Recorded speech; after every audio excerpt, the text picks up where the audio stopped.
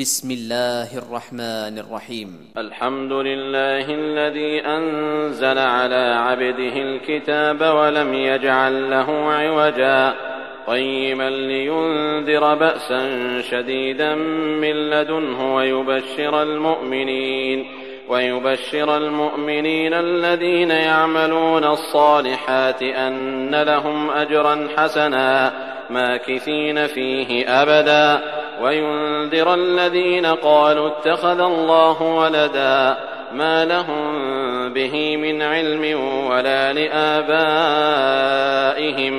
كبرت كلمة تخرج من أفواههم إن يقولون إلا كذبا فلعلك باخع نفسك على آثارهم إن لم يؤمنوا بهذا الحديث أسفا إنا جعلنا ما على الأرض زينة لها لنبلوهم أيهم أحسن عملا وإنا لجاعلون ما عليها صعيدا جرزا أم حسبت أن أصحاب الكهف والرقيم كانوا من آياتنا عجبا إذ أوى الفتية إلى الكهف فقالوا ربنا آتنا من لدنك رحمة وهيئ لنا من أمرنا رشدا فضربنا على آذانهم في الكهف سنين عددا ثم بعثناهم لنعلم أي الحزبين أحصى لما لبثوا أمدا نحن نقص عليك نبأهم بالحق إنهم فتية آمنوا بربهم وزدناهم هدى وربطنا على قلوبهم إذ قاموا فقالوا ربنا رب السماوات والأرض لن ندعو من دونه إلها لقد قلنا إذا شططا هؤلاء قومنا اتخذوا من دونه آلهة لولا يأتون عليهم بسلطان بين فمن أظلم ممن افترى على الله كذبا وإذ اعتزلتموهم وما يعبدون إلا الله فأووا إلى الكهف ينشر لكم ربكم من رحمته ويهيئ لكم من أمركم مرفقا وترى الشمس إذا طلعت تزاور عن كهفهم ذات اليمين وإذا غربت تقرضهم ذات الشمال وهم في فجوة منه ذلك من آيات الله من يهد الله فهو المهتد ومن يضلل فلن تجد له وليا مرشدا وتحسبهم أيقاظا وهم رقود ونقلبهم ذات اليمين وذات الشمال وكلبهم باسط ذراعيه بالوصيد لو اطلعت عليهم لوليت منهم فرارا ولملئت منهم رعبا وكذلك بعثناهم ليتساءلوا بينهم قال قائل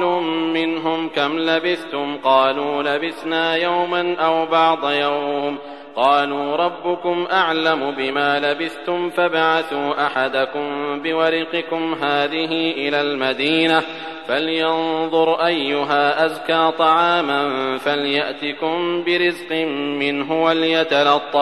وليتلطف ولا يشعرن بكم أحدا إنهم إن يظهروا عليكم يرجموكم أو يعيدوكم في ملتهم ولن تفلحوا إذن أبدا وكذلك أعثرنا عليهم ليعلموا أن وعد الله حق وأن الساعة لا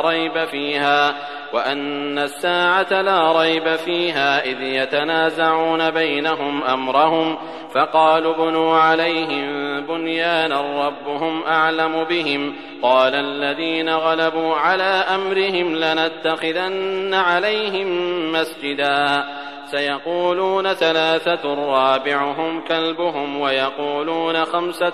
سادسهم كلبهم رجما بالغيب ويقولون 7 وثامنهم كلبهم قل ربي أعلم بعدتهم ما يعلمهم إلا قليل فلا تمار فيهم إلا مراء ظاهرا ولا تستفت فيهم منهم أحدا ولا تقولن لشيء إني فاعل ذلك غدا إلا أن يشاء الله واذكر ربك إذا نسيت وقل عسى أن يهديني ربي لأقرب من هذا رشدا ولبثوا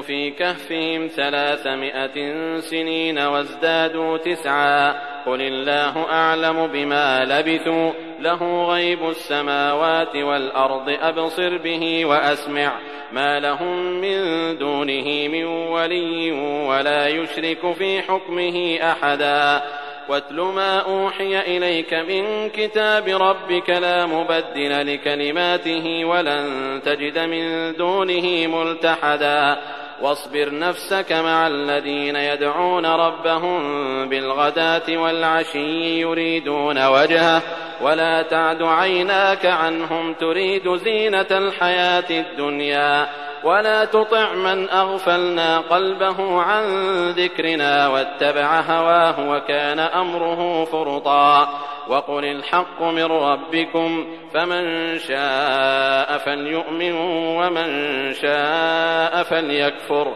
إنا أعتدنا للظالمين نارا أحاط بهم سرادقها وإن يستغيثوا يغاثوا بماء كالمهل يشوي الوجوه بئس الشراب وساءت مرتفقا إن الذين آمنوا وعملوا الصالحات إنا لا نضيع أجر من أحسن عملا أولئك لهم جنات عدن تجري من تحتهم الأنهار يحلون فيها من أساور من ذهب ويلبسون ثيابا خضرا من سندس واستبرق متكئين فيها على الأرائك نعم الثواب وحسنت مرتفقا واضرب لهم مثلا الرجلين جعلنا لأحدهما جنتين من أعناب وحففناهما بنخل وجعلنا بينهما زرعا كلتا الجنتين آتت أكلها ولم تظلم منه شيئا وفجرنا خلالهما نهرا وكان له ثمر فقال لصاحبه وهو يحاوره أنا أكثر منك مالا وأعز نفرا ودخل جنته وهو ظالم لنفسه قال ما أظن أن تبيد هذه أبدا وما أظن الساعة قائمة ولئن رددت إلى ربي لأجدن خيرا منها منقلبا قال له صاحبه وهو يحاوره أكفرت بالذي خلقك من تراب ثم من نطفة ثم سواك رجلا لكن هو الله ربي ولا أشرك بربي أحدا ولولا إذ دخلت جنتك قلت ما شاء الله لا قوة إلا بالله إن ترني أنا أقل منك مالا وولدا فعسى ربي أن يؤتيني خيرا من جنتك ويرسل عليها حسبانا من السماء فتصبح صعيدا زلقا أو يصبح ماؤها غورا فلن تستطيع له طلبا وأحيط بثمره فأصبح يقلب كفيه على ما أنفق فيها وهي خاوية على عروشها ويقول يا ليتني لم أشرك بربي أحدا ولم تكن له فئة ينصرونه من دون الله وما كان منتصرا هنالك الولاية لله الحق هو خير ثوابا وخير عقبا واضرب لهم مثل الحياة الدنيا كماء إن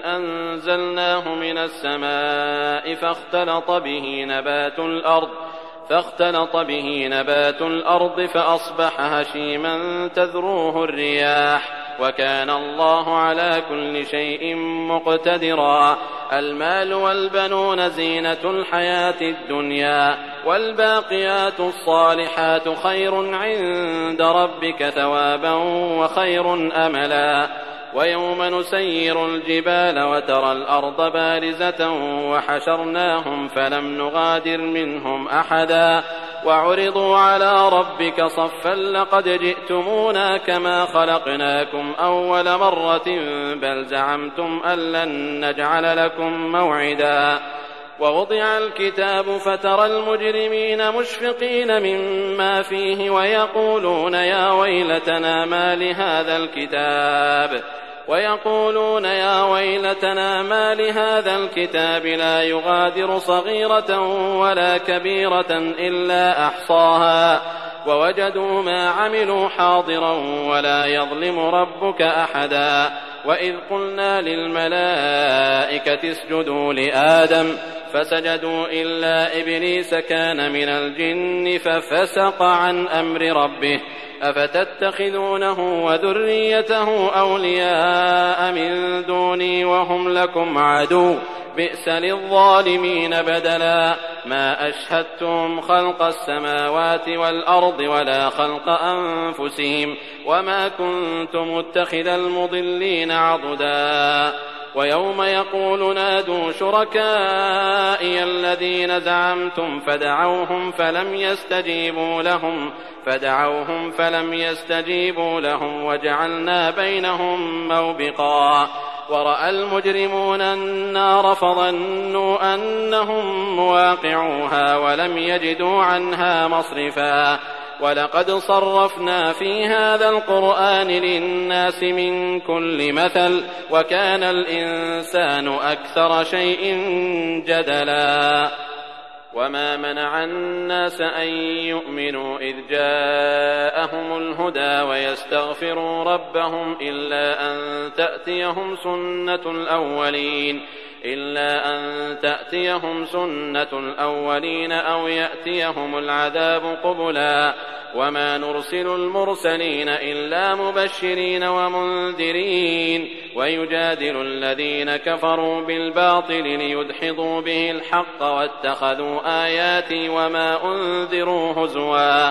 ومن أظلم ممن ذكر بآيات ربه فأعرض عنها ونسي ما قدمت يداه إنا جعلنا على قلوبهم أكنة أن يفقهوه وفي آذانهم وقرا وإن تدعهم إلى الهدى فلن يهتدوا إذن أبدا. وربك الغفور ذو الرحمة لو يؤاخذهم بما كسبوا لعجل لهم العذاب بل لهم موعد لن يجدوا من دونه موئلا. وتلك القرى أهلكناهم لما ظلموا وجعلنا لمهلكهم موعدا. وإذ قال موسى لفتاه لا أبرح حتى أبلغ مجمع البحرين أو أمضي حقبا فلما بلغا مجمع بينهما نسيا حوتهما فاتخذ سبيله في البحر سربا. فلما جاوزا قال لفتاه آتنا غداءنا لقد لقينا من سفرنا هذا نصبا. قال أرأيت إذ أوينا إلى الصخرة فإني نسيت الحوت وما أنسانيه إلا الشيطان أن أذكره واتخذ سبيله في البحر عجبا. قال ذلك ما كنا نبغ فارتدا على آثارهما قصصا فوجدا عبدا من عبادنا آتيناه رحمة من عندنا وعلمناه من لدنا علما. قال له موسى هل أتبعك على أن تعلمني مما علمت رشدا قال إنك لن تستطيع معي صبرا وكيف تصبر على ما لم تحط به خبرا. قال ستجدني إن شاء الله صابرا ولا أعصي لك أمرا. قال فإن اتبعتني فلا تسألني عن شيء حتى أحدث لك منه ذكرا. فانطلقا حتى إذا ركبا في السفينة خرقها قال أخرقتها لتغرق أهلها لقد جئت شيئا إمرا قال ألم أقل إنك لن تستطيع معي صبرا قال لا تؤاخذني بما نسيت ولا ترهقني من أمري عسرا فانطلقا حتى إذا لقيا غلاما فقتله قال أقتلت نفسا زكية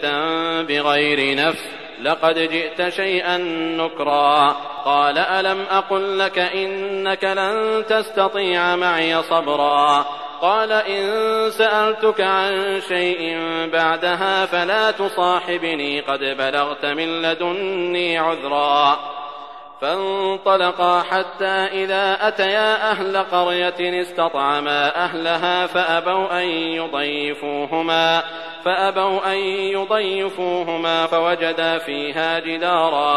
فوجدا فيها جدارا يريد أن ينقض فأقامه قال لو شئت لاتخذت عليه أجرا قال هذا فراق بيني وبينك سأنبئك بتأويل ما لم تستطع عليه صبرا أما السفينة فكانت لمساكين يعملون في البحر فأردت أن أعيبها وكان وراءهم ملك يأخذ كل سفينة غصبا وأما الغلام فكان أبواه مؤمنين فخشينا أن يرهقهما طغيانا وكفرا فأردنا أن يبدلهما ربهما خيرا منه زكاة وأقرب رحما وأما الجدار فكان لغلامين يتيمين في المدينة وكان تحته كنز لهما وكان أبوهما صالحا فأراد ربك أن يبلغا أشدهما ويستخرجا كنزهما رحمة من ربك وما فعلته عن أمري ذلك تأويل ما لم تسطع عليه صبرا ويسألونك عن ذي القرنين قل سأتلو عليكم منه ذكرا إنا مكنا له في الأرض وآتيناه من كل شيء سببا فأتبع سببا حتى إذا بلغ مغرب الشمس وجدها تغرب في عين حمئة ووجد عندها قوما قلنا يا ذا القرنين إما أن تعذب وإما أن تتخذ فيهم حسنا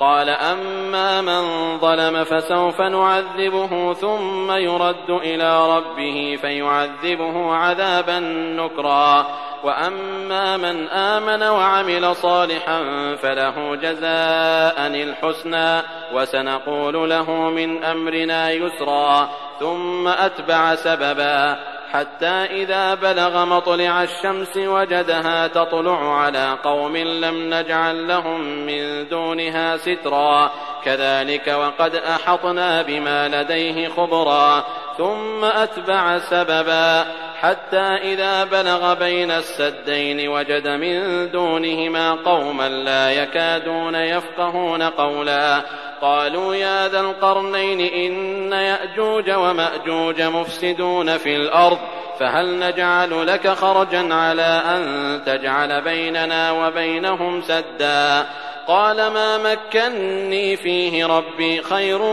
فأعينوني بقوة أجعل بينكم وبينهم ردما آتوني زبر الحديد حتى إذا ساوى بين الصدفين قال انفخوا حتى إذا جعله نارا قال آتوني أفرغ عليه قطرا فما استطاعوا أن يظهروه وما استطاعوا له نقبا قال هذا رحمة من ربي فإذا جاء وعد ربي جعله دكاء وكان وعد ربي حقا وتركنا بعضهم يومئذ يموج في بعض ونفخ في الصور فجمعناهم جمعا وعرضنا جهنم يومئذ للكافرين عرضا الذين كانت أعينهم في غطاء عن ذكري وكانوا لا يستطيعون سمعا أفحسب الذين كفروا أن يتخذوا عبادي من دوني أولياء إنا أعتدنا جهنم للكافرين نزلا قل هل ننبئكم بالأخسرين أعمالا الذين ضل سعيهم في الحياة الدنيا وهم يحسبون أنهم يحسنون صنعا أولئك الذين كفروا بآيات ربهم ولقائه فحبطت أعمالهم فلا نقيم لهم يوم القيامة وزنا ذلك جزاؤهم جهنم بما كفروا واتخذوا آياتي ورسلي هزوا إن الذين آمنوا وعملوا الصالحات كانت لهم جنات الفردوس نزلا خالدين فيها لا يبغون عنها حولا قل لو كان البحر مدادا لكلمات ربي لنفد البحر قبل أن تنفد كلمات ربي ولو جئنا بمثله مددا قل إنما أنا بشر مثلكم يوحى إلي أنما إلهكم إله واحد فمن كان يرجو لقاء ربه فليعمل عملا صالحا ولا يشرك بعبادة ربه أحدا.